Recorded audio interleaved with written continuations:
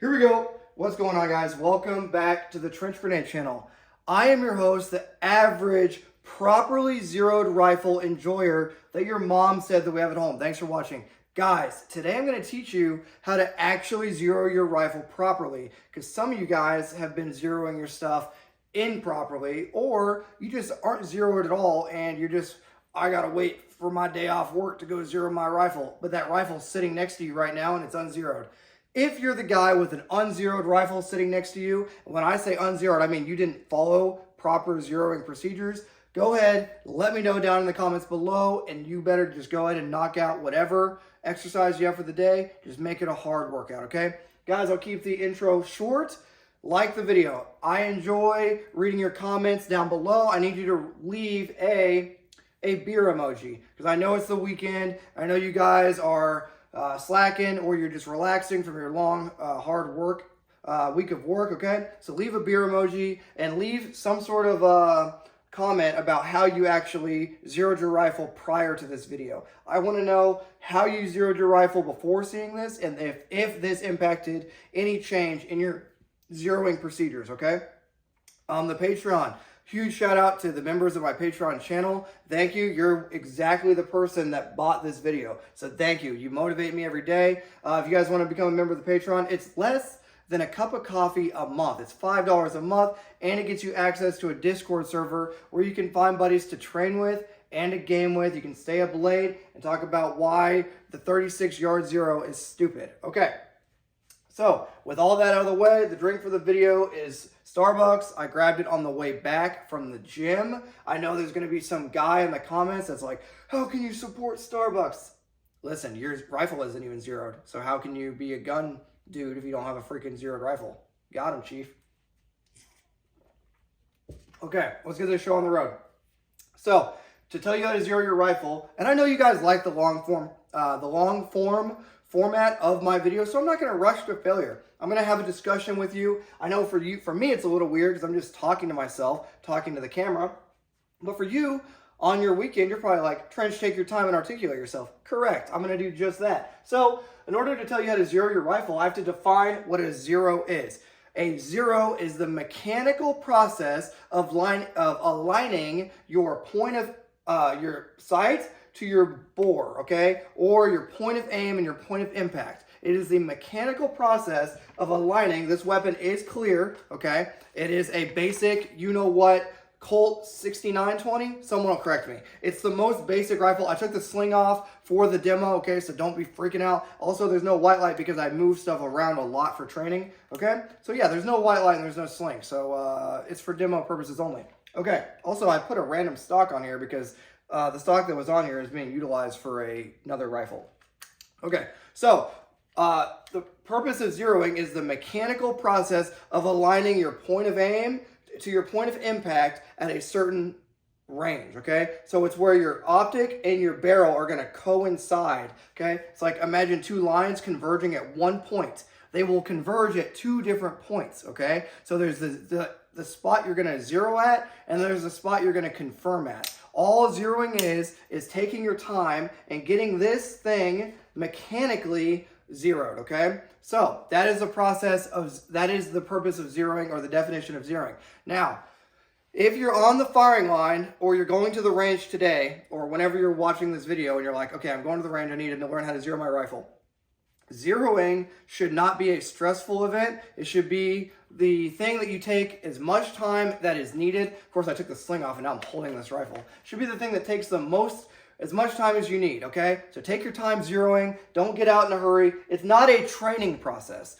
The training process, if you want to train somebody how to zero, it's how to articulate this class. So if I get a go or no go, you just let me know in the comments below. But you don't, zeroing is not a training task. Does that make sense? Zeroing is the mechanical process of aligning your point of aim and point of impact at a certain distance where they will coincide, okay? Does that make sense? Now, to tell you that, I have to tell you how to properly mount your optic, okay? So if you're using iron sights, I want you to watch this anyway, because you're going to be at the range and you're going to have some dumbass out there that thinks they know how to mount their optic and they're doing it all wrong. First and foremost, don't strip the screws, okay? So I'll just use this rifle as an example. So on your rifle, you most likely have 1913 Picatinny rail. The first thing I want you to do is put your optic down in there, okay? Make sure it's completely flush and flat with the actual rifle. The next thing I want you to do is move it as far forward, okay? So towards the muzzle. This is the muzzle, okay?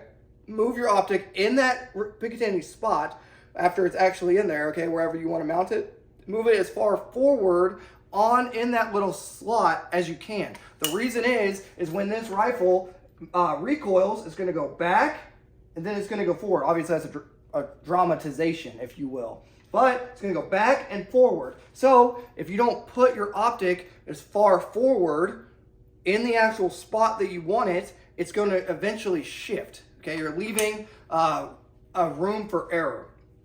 Okay, so that is how you're going to mount your optic. If you're mounting something like this ACOG, do not use a tool to tighten it down. It is hand tight. I'm going to say that again. Do not use a tool to tighten your ACOG on. It is supposed to be hand tight. You will ruin the most durable optic in the world. You'll ruin it. Also, I need to send this ACOG in because it's the windage adjustment is jacked up. And this is the first ACOG, civilian ACOG, I've ever seen that is broke. I don't know what's wrong with it. Trijicon, if somehow you ever see this, I really need to send this thing into you. It's the TA31 and it's having serious issues with the windage adjustment. It's freaking weird. Anyway, for your ACOG, make sure the screws on the bottom are actually tight, okay? But when you put it, you use a tool for that, a flathead, right? But when you put it on your weapon system, you need to put it down and as far forward in the little Picatinny slot as you can, and then hand tight, okay? So now everyone knows how to mount their optic. All right, 36 meter zero, question mark. Okay, guys, technically, okay, how do I word this? Just stop. How about that? Just don't. Just stop and don't. Okay, good on the 36. Just stop and don't. I just don't have the energy. Some dude that doesn't train is going to be in the comments and like, 36 is the best zeroing range because it's technically, scientifically, where it coincides at 300. Listen, go away. All right, so BDC. What is a BDC? Bullet drop compensator. If everyone go grab their optic, okay, or look down their optic. On your optic, okay, if you have an ACOG, you're going to see a post, right? You're going to see a post, and there's going to be no number. And then there's going to be a chevron if you're not a total you-know-what and bought the wrong optic, okay? There's going to be a chevron, and there's going to be one of these, okay? All right? And there's going to be a bunch of lines. These are called stadia lines. There's going to be a 4, a 5, and this one's not going to be labeled, okay? So, look at my optic here. Now, oh yeah, there's a gap. Okay, there's a gap. Yep, boom. Okay, so when you're looking at your optic, the place where there's no, what's wrong with me? Yeah, okay. Going off memory here. So, right here, now we go, the post. The post right here is 300 meter, point of aim, point of impact, okay? So this is, imagine there's a 3. When you're zeroing with an ACOG, if you're zeroing for 300, you would aim with the post, okay? You would not aim with the chevron. You would aim with the tip of the post right here, okay? Right here, aim with the tip of the post. The 100 meter point of aim would be up here at the top of the chevron, and the 200 would be in the notch, right where I put that 2, but like right above the 2, right in the notch of the ACOG. So that is just an example of what a bullet drop compensator is. Now, the way you're going to properly utilize a bullet drop compensator is whatever zero you choose to use, whether it is 25 meters or 50 meters, you're going to zero your rifle at whatever number would coincide with that zero. So when you hear the number 25 meter, I want you to always think 300. A 25 meter zero is a battle sight zero good for 25 and 300. That means at 25, if I zero at 25, if I were to aim at a 300 meter target immediately after zeroing at 25 at the exact center of a 300 meter target 300 meters away, it would in theory hit the same spot as your 25 meter zero. Does that make sense? So point of aim and point of impact for 25, 300 is the same, and for a 50, 200 meter, it would be the same thing, okay? So if you're using a bullet drop compensator, if you're not using iron sights or a red dot, if you're using a bullet drop compensator, you need to decide at the end of this video if you're going to use a 25 or a 50. But regardless, if you choose a 50, then you're going to use a 200 meter stadia line. If you choose the 25, you're going to choose the 300 meter stadia line. Does that make sense? Okay. All right, I'm going to take a drink of coffee and we're going to keep this thing rolling. Grouping. Okay. Now, I'm going to teach you the proper way to zero. And I know how the YouTube comment section works now. I've become a Rhodes Scholar, okay? So, I know there's going to be some dumbass down there saying that 5 rounds is too many rounds and you can't afford it. Well, let me tell you something, high speed. Go ahead and cut corners on the mechanical process of zeroing your rifle, and guess what? Your rifle will be zeroed improperly. Good to go? So, grouping. The way you group is you're going to shoot a 5-round group. You're not going to go observe the target at all, okay? Well, you can if you want, but you're not going to make any adjustments. So you're going to shoot a 5-round group, okay? You're going to place the weapon on safe. You're going to get up, take a drink of water, wait a minute, let your eyes, make sure you're eating blackberries and blueberries so that way your eyes are healthy and can actually shoot all day, okay? And then you're going to get back down behind the weapon. You're going to shoot your second 5-round group. No adjustments can be made until you are grouped. Grouping is the process of ensuring the shooters actually using their fundamentals properly, such as pre-shot, shot, follow-through. Some of you guys thought I was going to say breathing, trigger squeeze, body position. Guess what? All that matters is sights and trigger. I'm going to say that part again. All that matters is sights and trigger. So pre-shot, shot, and follow-through. That means you could be upside down and backwards, shooting on your back, overhead, and as long as the sights are aligned properly and on the target where you want to hit, and the trigger is pulled properly without jerking the dang trigger, you're going to hit what you want to hit. Okay? So, pre-shot, shot, and follow-through. So what that means for grouping, you cannot begin your zeroing process until you shoot 2 5-round groups, and at least 8 out of 10 rounds have to be in a 6-centimeter circle at 25 meters. Most of what I'm going to tell you today is just going to be for 25 because it's the easiest and quickest way to articulate. So for your first 2 5-round groups, okay, you should be in the prone supported firing position. You must have 8 out of 10 rounds in a 6-centimeter circle. It will be this big circle, okay, on these old U.S. Army zero targets. It would be this circle right here, okay? Hopefully you guys can see that. I will show it to you. See the circle? You must have 8 out of 10 rounds in 2 consecutive groups to begin your actual zero process.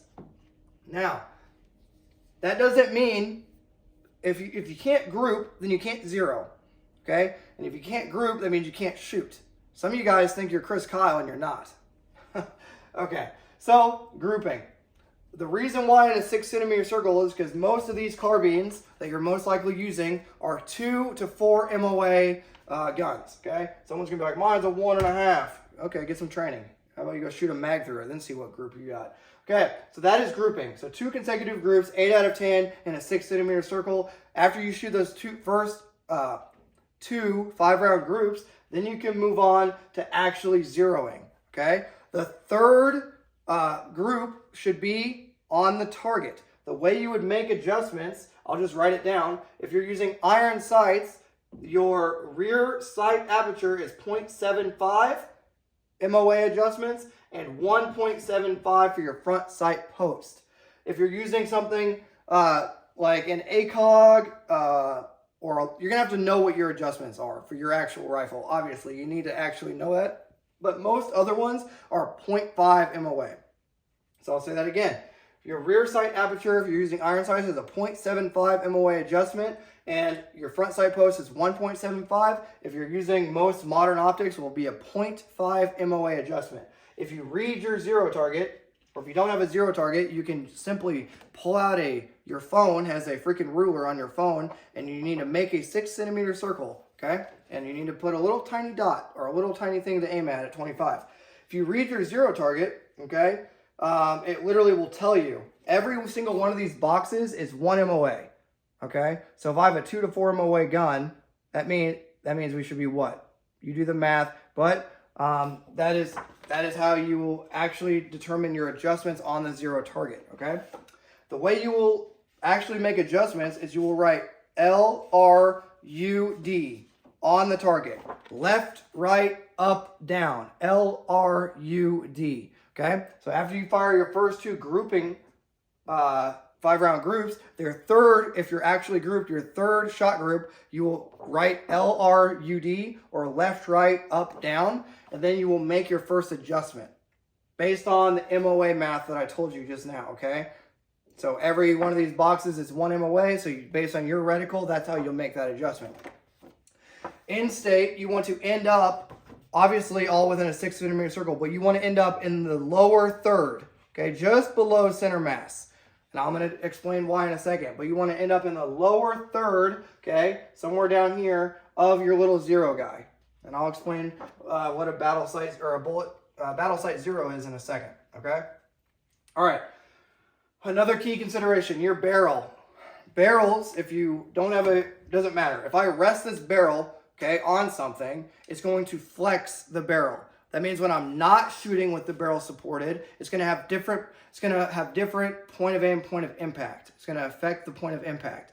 That is called barrel harmonics, okay? So if you are resting your barrel on something, it's going to inadvertently impact the point of aim, or the point of impact. Okay, your point of aim will be the same, but your point of impact will shift. So when you're zeroing, you need to ensure your barrel is not resting on anything. And you also want to ensure you're not hammering down on your freaking weapon, because that's going to affect the barrel harmonics and it's going to cause a point of impact shift. So the more you know. So don't rest your barrel on anything. When you try to place this, like your handguard, on a sandbag, push the weapon system all the way forward so the magazine well is all the way against the sandbag or whatever support you're using, and then gently just place your non-firing hand for zeroing. Place your non-firing hand on top of the gun, okay? Just place it on top of the gun, but don't jerk down on it, right? Because it's going to affect the barrel harmonics. The more you know. Okay, so that is the barrel key considerations. I want to talk about calling shots. So when you're shooting, obviously your pre-shot, your shot, and your follow-through, you have to develop the ability to call your shots. That means if you have a dirty shot, you can tell. If you have like a shooter and a spotter, you can tell I'm dirty shot or dirty round. That means that round, I pulled that round. But if you don't have the ability to call your shots, that means you need to develop more as a shooter. That means you're still very new, and you need to grow as a shooter. Okay, I'll just put it that way. So calling shots, that means if I am shooting a 5-round group for zeroing and I feel like one's off, I need to be able to call where the impact is. So when I walk down range to see my target, I should already know I have one flyer top right. Does that make sense? So you have to develop the ability to call your shots. We already talked about optic mounting. MOA. I misspoke in one of my previous videos. MOA is an angular unit of measurement. So a 3-inch group at 300 meters would be 1 MOA. A 2-inch group at 200 meters would be 1 MOA. Does that make sense? So a 6-inch group at 300 meters would be 2 MOA. Okay, hopefully that makes sense to everybody. MOA math, you need to look it up, you need to understand it. Okay, now that I've taught you about why you do 5-round groups, okay, because of flyers, and to actually be able to assess that if the optic is mounted properly and if the shooter is actually using proper fundamentals, proper trigger squeeze, sight alignment, sight picture, okay, actually doing what they're supposed to be doing and taking their time and grouping the rifle. Now that you understand all the basics, okay, I need to go through the decision-making process of should I use a 25 or a 50 meter zero, okay? Before I tell you that, I need to explain to you the way this works. So, also, unzeroed rifles are useless. So if your rifle sitting next to you is unzeroed, it's useless. You need to get to the range and actually zero that rifle tomorrow or today, depending on whatever time you're watching this video. Okay, this is my high-speed drawing representation of a rifle. As you can see, it looks like it's canted up almost like an artillery piece. Well, if you didn't know, this straight line, this hard line, is your line of sight. That's where you're looking through your optic or your sighting system. But to the naked eye, you will not be able to see this, but the barrel is ever so slightly elevated off the marching surface. That is how you will get this arching effect. Because you got to think, if the barrel wasn't, if this is my barrel and I was shooting straight, the bullet would just drop off quicker. So we're fighting gravity. So the way, I guess I could, so if this is our barrel, it's going to mess up my stuff. Man, I need a bigger whiteboard. I guess I'll show you guys what I didn't want to show you. LPVOs suck. Yeah, I'll do a video on it eventually, but I feel like this video is more important. But if you want the LPVOs suck video, let me know in the comments below. If this is your barrel, okay, and you don't adjust, if you don't use a battle sight 0, okay, if you don't do what I'm telling you to do today, and you're uninitiated, if you were to 0 and at 5 meters, that bullet would drop off very quickly because it's not we're trying to use the delivery system to effectively use the bullet at range. So if we were to shoot dead on, it would just drop off quicker. Does that make sense? So this is what would happen if we don't elevate the barrel. So the way that works is we have to decide what distance we're going to 0 at. So for this up here, this little target is at 300, and this target right here is at 25. So as you can see, our line of sight is supposed to be dead center on our 300 meter target. It's also going to be the same point of aim for 25. Does that make sense? So for whatever distance you 0 at, if you 0 at 25, it will be the same point of aim at the actual corresponding distance for that 0. So for 25, it would be at 300, I'll aim directly the same, okay? As you can see, the bullet is traveling like a football or a water hose because we're fighting gravity, so we're elevating with our 0. That'll happen naturally, okay? But it's not to the naked eye. Because if I show you my rifle right now, you cannot tell that my barrel is elevated or that my sights are looking straight, but the barrel is technically barely elevated for the delivery system of that bullet to 300. Does that make sense? Using a battle sight 0. Obviously, you're not going to be able to see it with the naked eye because we're talking tiny, minute adjustments, but just know the more you know, and that is why you're going to miss at distance because you won't be using your holds properly, okay? So now that you understand line of sight, line of bore, and this is your max ordinate, the highest point that the bullet will travel, okay? If you're shooting at 300 with a 25 meter 0, it's just the highest point that the bullet will travel. Okay, so for a 25 meter 0, this is what your target will look like if you're doing everything properly and you're aiming where it says 300. So you see where it says 300 on this green Ivan? So if you aim where it says 300 on every target, but if you were aiming here at 200 meters, you would be hitting high because it would be like right here. Does that make sense?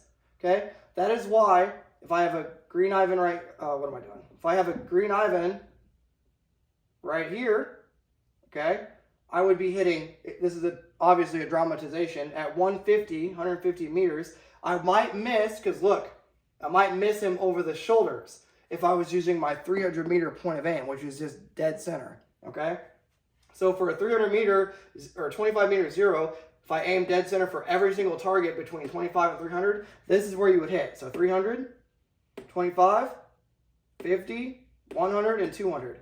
The reason I'm showing you that is because with a 25 meter 0, it is going to be accurate and effective out to 500 meters. However, you're going to need to aim at the belt. Okay? You need to aim at the gut or the belt. A lot of times the old saying was nuts and guts, okay? But you're going to aim at the belt line. Because if I aim at the belt line, if you just shift all this down, I'm killing him at any distance, just aiming at the gut. So if anyone is ever confused, the easiest way to get them to hit using a battle sight 0, or if they don't want to memorize their holds, just tell them, regardless of where the target comes up, okay, just aim at the gut. If you're shooting at range, just aim at the gut with a 25 meter or aim at the belt buckle, and just imagine all these numbers shifted down and you're hitting anywhere in here. Instead of if you're aiming at the heart, yeah, you would hit them in the heart for 325, but it would shift up based on if the target was at 200. Yeah, you might hit them in the head, or most likely what's going to happen, because they're moving, you're moving, your craziness is going on, you're probably going to shoot over the shoulder. Okay, so that is why for a 25 meter 0, we aim at the gut or the belt. I prefer the 25 meter zero. Okay, that is what I use. 25 meter zero is going to be used if you expect farther engagements or a wide range from short to far. Does that make sense? So you're not expecting an urban fight all the time. You might have to make a 500 or 400 meter shot. That is where a 25 meter zero is really going to shine. Obviously, you want to aim at the gut for all the reasons I just explained. Okay, 50 meter zero. If I were to aim right here, that's what this is articulating, okay? So if I were to aim dead center, obviously my 50 and 200, at 50 and 200 meters, I would hit dead center. But at 100, it would hit slightly high. At 25, it would hit just slightly low, barely low. And at 300 is the biggest issue, okay? So guys that say, I'm just going to do a 50-200, that's fine. You're going to be really, really, really, really accurate and effective just holding dead center from 0 to 200 meters, okay? But at 300 and on, you're going to start to have some serious problems. And you can see why. See how low 300 would be hitting? If I was aiming dead center, I would... If this target was at 300 meters, and I was aiming dead center, the bullet would hit down here in the crotch. That is not good, okay? So that is why you have to know your holes. So for an urban zero, if you're going to Fallujah tomorrow in Minecraft, okay, you might want a 50 meter zero because you could just snap to target and fire without thinking about any zero at all. You zeroed at 50, you confirmed at 200, and you just snap and fire. It doesn't matter. You don't have to worry about any, oh, I got to hold on the gut, I got to hold here. No. Basically, within this, if they're anywhere from 25 meters to 200 meters, with a 50 to 200 meter zero, snap to target, fire, he's dead. You see what I'm saying? But with a 25 meter zero, at distance, you're thinking gut, fire, gut, fire, gut, fire. When you're aiming at the gut, just because you're aiming at the gut, remember, you're going to hit in this bracket. So you have to decide, are my engagements going to be possibly farther out? Do I need the 25 meter zero for a farther engagement? Because it's really, really easy with a 25 meter zero to be able to, especially with an ACOG, they're freaking awesome, to be able to actually hit at range with a 25. Or am I like, hey, I'm invading someone's village in Minecraft, so I'm just going to go with a 50 meter zero, so that way I can have quick target acquisition and fire regardless of where I aim on the target. Most likely I'm going to still kill him. Does that make sense? Okay, so in summary, guys, regardless of which zero you choose, okay, I'm going to actually teach you one more thing. This is your, I'll draw it over here so you guys can see it better. This is your optic adjustment knob. So you can't see it, it's like inside. It's like a clock that's inside the actual weapon.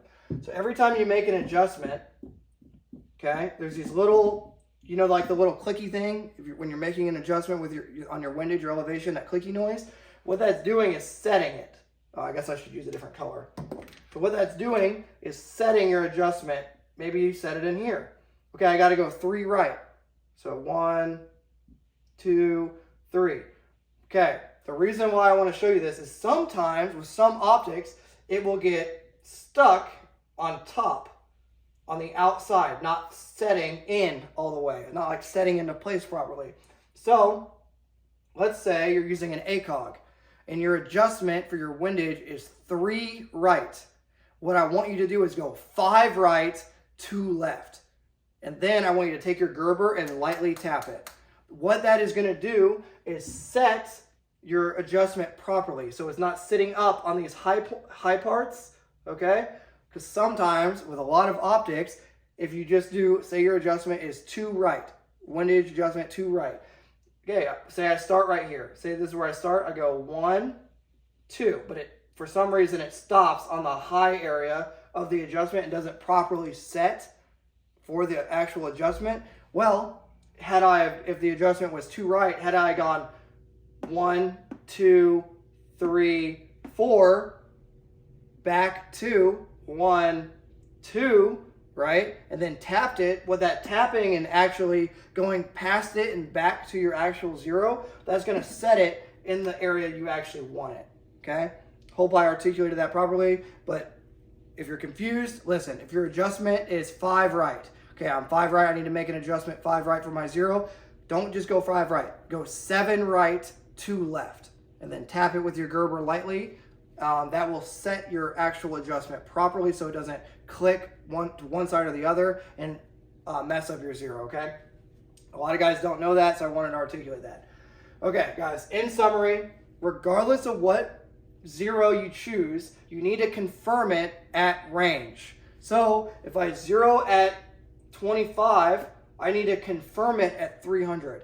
Your rifle is not zeroed until you have properly confirmed it at range. Okay? I don't know how many guys say, my rifle is zeroed. Oh, what's your zero? Well, I zeroed at 25. Yeah, and you confirmed it, right, at range?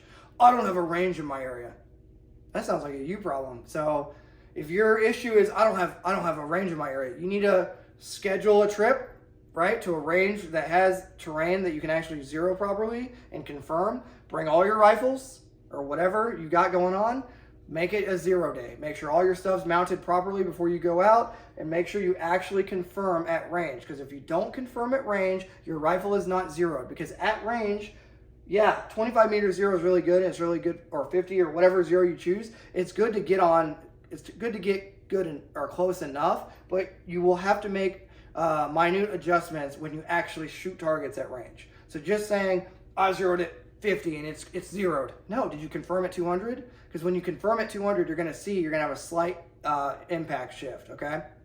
So in summary, guys, unzeroed rifles are useless. If the rifle sitting next to you right now isn't zeroed, you need to get to the freaking range and actually zero your carbine, okay? An unzeroed rifle is, I don't know, it's like a weight. It's like a squat rack that's been set up for you, but you never actually did the squats. Okay, it's useless. It's just a toy, right? So you actually have to use the squat rack. You actually have to do the squats to failure, right? That's why you set the safety bars. So an unzeroed rifle is useless. Okay.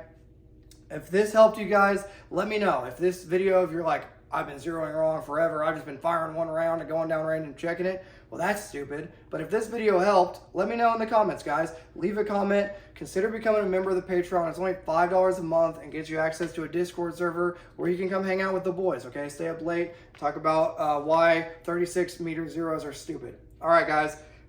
Red dots and iron sights and ACOGs are king. LPVOs suck. If you want that video, let me know. And until next time, this is going to be Trench Grenade. Oh, obviously, you got to confirm with whatever. If you are using an LPVO, if you zero at 1x, you have to confirm at 5 or 6 to make sure your point of aim and point of impact didn't shift. So if you're using a stupid LPVO, make sure after you zero at 1 power, obviously this isn't an LPVO, after you zero at 1 power, you switch it to the max magnification and the medium magnification to make sure your point of aim and point of impact didn't shift on your crappy $500 or $300 Vortex Strike Eagle that you got on sale. LPVOs suck, okay? All right, guys, if you enjoy this content, let me know. Hopefully you start zeroing your rifles properly. And until next time, this is going to be Trench Grenade, your average, properly zeroed rifle enjoyer, signing out. Cheers.